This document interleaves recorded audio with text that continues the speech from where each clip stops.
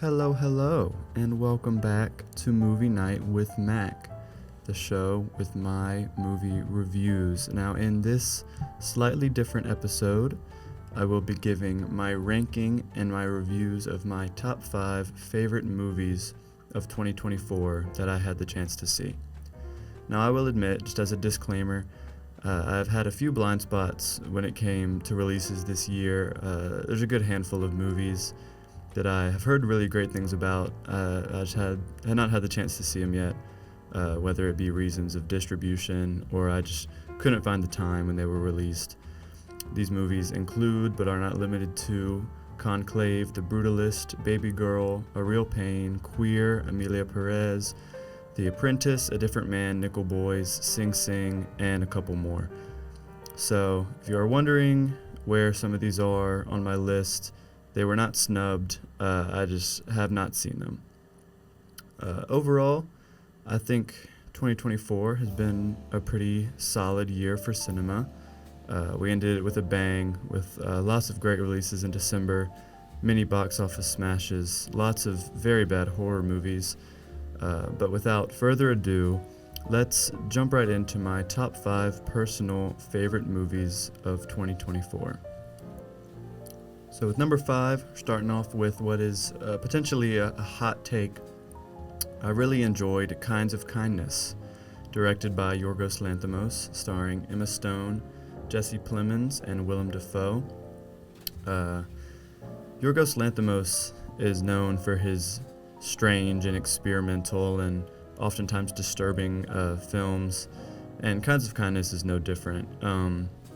It's an anthology of 3 different stories, all sharing the same cast. Lots of the cast members are recurring Lanthimos workers, and they give some really great performances. Obviously, names like Emma Stone, Willem Dafoe, Jesse Plemons are going to bring some great performances to the table. I was also very impressed with Margaret Qualley and Hong Chow, who play some really great supporting characters. And like I said, this may be an unpopular opinion. You know, I can see how people think this movie is bad and it's just too weird. But for me, it's the exact level of weird that I love. You know, I think it's really funny in its own weird and uncomfortable Lanthimos way. Pretty much every plot point is unexpected and original. The colors and the cinematography are really well done. You know, I would recommend this movie if you are willing to let go a little bit and kind of appreciate a good, weird movie. I would definitely recommend Kinds of Kindness to you, and it was my 5th favorite movie of the year. Next up, coming in at number 4, I have A Complete Unknown. I mentioned in the intro that 2024 ended strong with lots of great releases in December, and my favorite of the group was definitely this Bob Dylan biopic starring Timothée Chalamet. You know, Timothée Chalamet is just such an outstanding actor. He becomes so committed to his characters, and he has such a vast range of personalities that he can adopt effortlessly. You know, he portrays Dylan's cold and oftentimes unlikable personality so well, and while he's definitely the standout of the film, the whole cast brings some really great performances, such as Edward Norton, Elle Fanning, Boyd Holbrook, and many more. The music is also something that I definitely need to praise. You know, Timothée Chalamet showed off his vocal abilities last Christmas in Wonka, but his performance in A Complete Unknown just takes it to another level entirely. His impression of Dylan is, in my opinion, very accurate, not to mention the guitar and the harmonica and the organ. They all sound incredible in the film. However, I will admit the film isn't absolutely perfect. You know, it's a little Oscar baity and oftentimes a little too safe plot-wise. I definitely think it had the potential to crack the top 3 for this year, but considering how overdone and uninspired some of these musical biopics have become, I can't complain with what we got. I really like The Complete Unknown, and it is number 4 on my top 5 list. And in the third slot of my favorite 2024 releases, I have Challengers. When it comes to my favorite 2024 films, there is no way that Challengers doesn't get mentioned. When I saw this in theaters, I'll admit my expectations were not extremely high, but I was just absolutely blown away on my first watch, and it doesn't lose any of its magnetism when you rewatch it. This film it's a bomb of energy. It's so much fun to experience. First of all, the cinematography is just mind-blowing. You don't realize how much artistic potential there is from a filmmaking perspective on a tennis court until you watch this film. Every angle, every position, every use of the camera is so creative and energetic. And then for scenes off the court, the artistic techniques take the back seat and allow some really great performances to shine. Zendaya, Mike Faist, Josh O'Connor working in full throttle here and just have amazing chemistry with one another. Also, let's not forget the score from the legendary Trent Reznor and Atticus Ross, which is just so impressive. By far my favorite and the most iconic aspect of the film.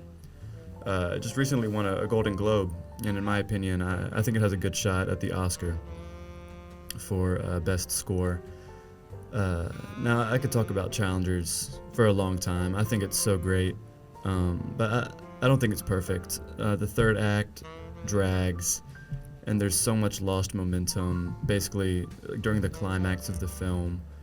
I think the very final moment is just a bit of a misstep, but otherwise, I think this movie would have a very good chance at being even higher than number 3.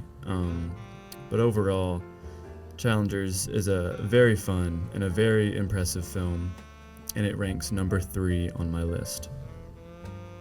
Coming in at number 2, another potentially hot take, I am putting Longlegs, directed by Osgood Perkins, starring Micah Monroe and Nicolas Cage. In a year full of mediocre and sometimes outright bad horror movies, I think Longlegs is a huge outlier and one of the best films of the entire year. I think a lot of people had a problem with this movie because it was kind of marketed and talked about as like one of the scariest movies of the year or even of all time, and their expectations were a little too high and they didn't think it was scary at all. However, I think the marketing was great. I'm a sucker for good marketing, I will admit, and it set my expectations perfectly. It set the disturbing and the unsettling tone and kind of foreshadowed the mystery that the protagonist is chasing throughout the film. Speaking of the protagonist, I think Micah Monroe is terrific in her role as Lee Harker. Her acting and her facial expressions complement the terror of the film so well, and she keeps the audience on edge as the plot unravels. Also, Nicolas Cage as the main antagonist is such a great pick. He has so many great character choices that just make the film so much more spine-chilling. This is a great film to experience without too much information or expectation, so I won't say too much more, but I highly recommend Longlegs, and it was my second favorite film of the year. And finally, my favorite film of 2024 is, without a doubt, Dune Part 2. Lots has been said about this film throughout the long time that it's been released, but there's so much to appreciate and praise. For starters, far and away the best looking film of the year. This movie is an absolute spectacle. The cinematography, sound editing, sound design are astonishing. It cannot go unnoted how immersive this viewing experience is. There's something to be admired visually in every single scene. It's almost a necessity to watch this on the biggest screen possible. Also, the score from Hans Zimmer is legendary. It energizes the entire movie. It makes climactic scenes more dramatic and suspenseful, and it makes emotional scenes more powerful.